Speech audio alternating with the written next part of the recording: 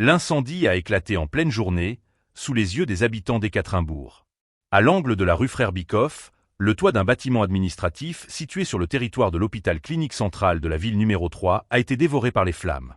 Selon les premières informations disponibles, les ouvriers effectuaient des travaux de réparation lorsque l'incendie a pris naissance, probablement à cause d'un accident lié à l'isolation en cours.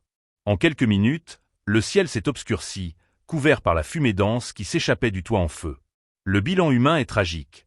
2 ouvriers ont été blessés dans cet incident, mais heureusement, leur état ne semble pas mettre leur vie en danger. Toutefois, la scène qui a suivi a été chaotique. 350 personnes ont dû fuir les lieux dans la précipitation, gagnant la rue alors que la fumée envahissait l'air.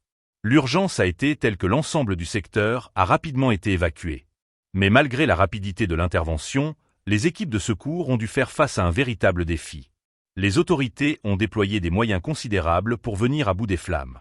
48 spécialistes et 16 équipements ont été mobilisés sur place pour maîtriser le feu et éviter que la situation ne devienne encore plus catastrophique. Après plusieurs heures de travail intense, les équipes ont réussi à circonscrire le feu, mais la zone reste sous surveillance.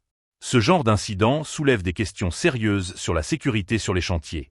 En pleine rénovation, avec des travaux sur un toit dans un secteur sensible comme un hôpital, les mesures de précaution sont cruciales.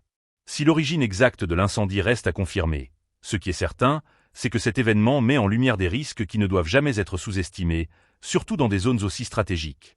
Ce qui devait être une journée ordinaire de travaux est devenu un véritable test pour la gestion de crise.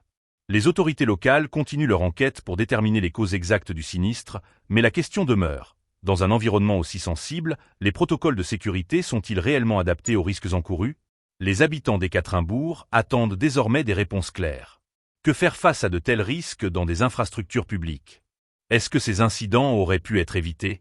Vos commentaires sont les bienvenus pour partager vos opinions et analyses sur cette situation.